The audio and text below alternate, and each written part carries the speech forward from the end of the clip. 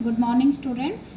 हमने क्लास 8 का लेसन अकबरी लोटा चैप्टर 14 पढ़ रहे थे। हमने क्या बताया था आपको कि लाला झाऊलाल जी कहाँ रहते थे? कसे के ठठेरी मकान में 150 रुपये उनको किराया आता था। लेकिन अचानक एक दिन उनकी पत्नी ने 250 रुपये मांग लिए। उनकी पत्नी ने उनको कहा कि भाई मुझे ये पैसे अगर नहीं दे सकते तो मैं अपने भाई से ले लूँगी। लेकिन लाला झाऊलाल ने अपना रोब बनाने के लिए कहा नहीं, मैं तुम्हें एक हफ्ते में 250 रुपये दे दूँगा। लेकिन लाला के पास 4 दिन में भी कोई इसका जुगाड़ नहीं हुआ तो वो अपने दोस्त के पास गए, लेकिन दोस्त के पास भी पैसे नहीं थे। वो कहाँ से, उसने कहा अगर मेरे पास कहीं से बन पाए तो मैं तुम्हारे घर लेकर आ जाऊँगा। अब एक दिन क्या हुआ, लास्ट वाले दिन कि वो छत पर खड़े थे और उनको प्यास लगी। उन्होंने नौकर को आवाज़ दी, लेकिन नौकर नहीं था, इसलिए उनकी पत्नी ही जो है पानी लेकर आ गई। अब जब वो पानी लेकर आ गई थी तो वो अपने साथ एक जो है लोटा लाई, गिलास लेकर नहीं आई। वो लोटा जो था झाऊलाल जी को बिल्कुल भी पसंद नहीं था, बेढंगा लोटा। अब लेकिन उन्होंने बोला कुछ नहीं, क्योंकि उनको पता था कि आज उन्होंने कुछ भी बोला तो उनकी इज्जत का फलूदा निकल जाएगा। अब जो है लाला झाऊलाल ने बोला आगे कि मुझे इसी लोटे में पानी पीने शुरू कर दिया। अब वो सोचने लगे, लोग कहते हैं खड़े होकर पानी नहीं पीना चाहिए, ऐसे पानी नहीं पीना चाहिए। तो वो अपने मन में सोच रहे थे कि छत के मुंडेर के पास खड़े होकर पानी पीऊँ या ना पीऊँ। अब वो सोच रहे थे, इतनी देर में लाला जी 1-2 घूंट पानी पी पाए थे। न जाने कैसे हाथ हिल गया और लोटा छूट गया। लोटे ने दाएं देखा ना बाएं, वो नीचे गली की ओर चला और शर्माता हुआ आंखों से ओझल हो गया, गायब हो गया। क्योंकि न्यूटन ने क्या बनाया है, वो कहता न्यूटन ने खुराफात की है। सारी पृथ्वी की आकर्षण शक्ति नाम की एक चीज़ खोज कर दी जिसे वो अपनी तरफ ही खींच लेते, और लोटे के पक्ष में वो सारी शक्ति थी। कौन सी शक्ति? गुरुत्वाकर्षण शक्ति। अब तो बेचारे लाला को काटो तो बदन में खून नहीं, और वो चलती हुई 3 मंजिली से लोटे का गिरना कोई हंसी मजाक थोड़ी था। न जाने वो लोटा किसके सर पे गिरा हो या किसके झोपड़े पर गिरा हो। कुछ हुआ भी ऐसा, इतनी देर में गली से जोर का हल्ला उठा। जब झाऊलाल जब तक नीचे दौड़कर उतरते तब तक एक भारी भीड़ उनके आंगन में घुस गई थी।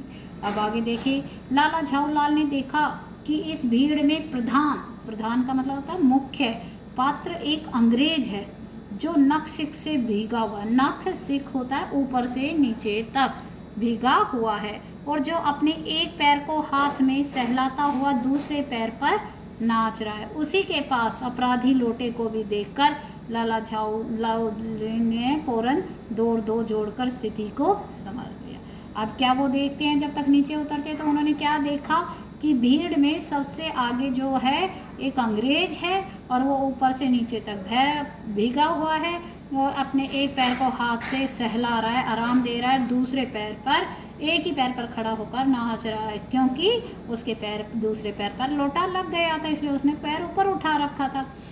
उसी के पास अपराधी लोटे को देखकर, यानी जिस लोटे से उसे लगी है वो उसके हाथ में था, तो उन्होंने अपने दिमाग में ये स्थिति समझ ली और वो समझ गए कि लोटा जो है अंग्रेज के पैर पर गिर गया है। गिरने के पूर्व लोटा एक दुकान के साइबान से टकराया। वहाँ टकराकर उस दुकान पर खड़े उस अंग्रेज को उसने सांगोपांग स्नान करवाया। अब लोटा जो था गिरने से, उस अंग्रेज को लगने से पहले कहाँ गिरा था? एक दुकान के साइबान से। साइबान से यानी कि जो आगे का छज्जा निकला जाता है उसे साइबान कहा जाता है। वहाँ टकराकर उस दुकान पर जो अंग्रेज खड़ा हुआ था उसने उसको ऊपर से नीचे तक नहला दिया, फिर उसी के बूट पर यानी जूते पर आ गिरा। उस अंग्रेज को जब मालूम हुआ कि लाला झाऊलाल ही उस लोटे के मालिक हैं, तब उसने केवल एक काम किया, अपने मुंह को खोलकर खुला छोड़ दिया। लाला झाऊलाल को आज ही ये मालूम हुआ कि अंग्रेजी भाषा में गालियों का ऐसा प्रकांड कोश है। कोश यानी खजाना है, प्रकांड यानी बहुत ज़्यादा। कहते हैं जब उस अंग्रेज को ये पता चला कि लोटा किसका है, लाला झाऊलाल का, तो बस उन्होंने मुंह खोलकर गाली देना शुरू कर दिया। और गालियाँ भी कौन सी भाषा में? अंग्रेजी यानी इंग्लिश में। और गालियों का ऐसा जो भंडार होता है अंग्रेजी में, लाला झाऊलाल को पता ही नहीं था कि इंग्लिश में भी गालियाँ होती हैं। इसी समय पंडित बिलवासी मिश्र आ गए, ये जो उनके घर आने वाले थे लाला झाऊलाल के, और भीड़ को चीरते हुए यानी पार करते हुए आंगन में आते दिखाई पड़े। उन्होंने आते ही पहला क्या काम किया कि उस अंग्रेज को छोड़कर और जितने आदमी आंगन में घुस आए थे सबको बाहर निकाल। अब पंडित बिलवासी जी ने क्या किया कि जो लोग आंगन में थे सिर्फ एक अंग्रेज को वहाँ पे रहने दिया और सभी वहाँ लोगों को बाहर घर से निकाल दिया। फिर आंगन में कुर्सी रखकर उन्होंने साहब से कहा, आपके पैर में शायद कुछ चोट आ गई है, तब आप आराम से कुर्सी पर बैठ जाइए। लोगों को निकालने के बाद वो एक कुर्सी ले आया, उसने उस अंग्रेज़ को उस पर बैठा दिया और उसको क्या कहा कि भाई आपके पैर में शायद चोट लग गई है, अब आप आराम से इस कुर्सी पर बैठ जाओ। साहब बिलवासी जी को अब धन्यवाद देने लगा और उस कुर्सी पर बैठ गया और लाला झाऊलाल की ओर इशारा करके क्या बोला, यानी संकेत करते हुए क्या कहता है, आप इस शख्स को जानते हो, यानी आप इस आदमी को जानते हो। अब वो बिलवासी जी क्या कहते हैं, बिल्कुल नहीं, मैं नहीं जानता और मैं तो ऐसे आदमी को जानना भी नहीं चाहता जो निरी रात चलतों पर लोटों से वार करे, यानी जो बिना किसी निरी यानी बेचारा रास्तों पर चलते हुए लोटों से किसी को मारे, मैं तो ऐसे आदमी को जानना भी नहीं चाहता। अब वो जानते हुए भी ये नासमझी का नाटक कर रहे थे। मेरी समझ में ही इज़ ए डेंजरस ल्यूनाटिक, यानी यह खतरनाक पागल है। वो अंग्रेज अब क्या कहता है कि भाई मुझे लगता है ये तो कोई खतरनाक पागल है। नहीं, मेरी समझ में he is a dangerous criminal, नहीं ये खतरनाक मुजरिम है। अब बिलवासी जी और अंग्रेज बातें कर रहे हैं। परमात्मा ने झाऊलाल की आंखों को इस समय कहीं देखने के साथ खाने की भी शक्ति दे दी होती तो यह निश्चय है कि अब तक बिलवासी जी को वे अपने आंखों से खा चुके होते। वे कुछ नहीं समझ पाते थे कि बिलवासी जी को इस समय क्या हो गया, यानी कि झाऊलाल जी जो थे आप देख रहे थे कि बिलवासी जी और अंग्रेज बातें कर रहे हैं, लेकिन बिलवासी जी जो है उन्हें कभी मुजरिम कह रहा है, अंग्रेज कभी उन्हें पागल कह रहा है और बिलवासी जी उन्हें कह रहे हैं कि मैं तो उनको जानता ही नहीं हूँ।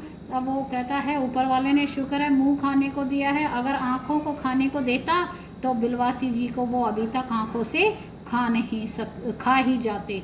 अब उनके समझ में नहीं आ रहा था कि बिलवासी जी को क्या हो गया है, वो उन्हें क्यों नहीं पहचान रहा है। साहब ने बिलवासी जी से पूछा, अब भाई तो हमें अब आगे क्या करना चाहिए। अब देखिए फ़ोटो में कैसे वो लोटा लेके हाथ में बिलवासी जी खड़े हैं, वो अंग्रेज कुर्सी पर बैठा हुआ है। पुलिस में इस मामले की रिपोर्ट कर दीजिए जिससे यह आदमी फ़ौरन हिरासत में ले लिया जाएगा।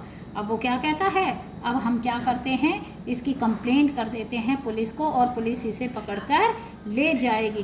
पुलिस स्टेशन है यहाँ कहीं, वो कहता है चलो चलो पास में ही है, मैं तुम्हें बता देता हूँ, चलो अभी चलते हैं। आपकी इजाज़त हो तो पहले मैं इस लोटे को इस आदमी से ख़रीद लूँ। क्यों जी बेचोगे, मैं 50 रुपये तक इसके दाम दे सकता हूँ। अब वो क्या कहते हैं उसको, झाऊलाल को, बिलवासी जी अंग्रेज को कि भाई रुको ज़रा, थोड़ा सा रुको, मैं इस आदमी से ये लोटा ले लेता हूँ, आपकी इजाज़त हो। फिर वो उससे पूछता है झाऊलाल से, भाई क्या तुम इसको बेचोगे, मैं तुम्हें इसके 50 रुपये दूंगा। लाला झाऊलाल तो चुप रहे, पर साहब ने पूछा, इस रद्दी लोटे के आप 50 रुपये क्यों दे रहे हो। लाला झाऊलाल को तो क्योंकि समझ ही नहीं आ रहा था इसलिए वो चुप थे।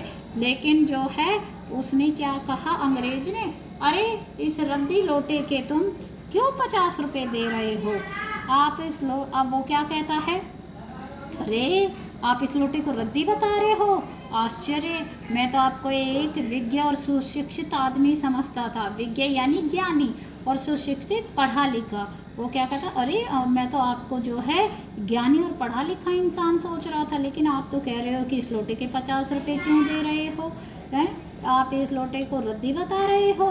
ये रद्दी नहीं है, आखिर ब्याज क्या है मुझे बताओ भी तो जनाब। अब वो क्या बताए, ये एक ऐतिहासिक लोटा जान पड़ता है।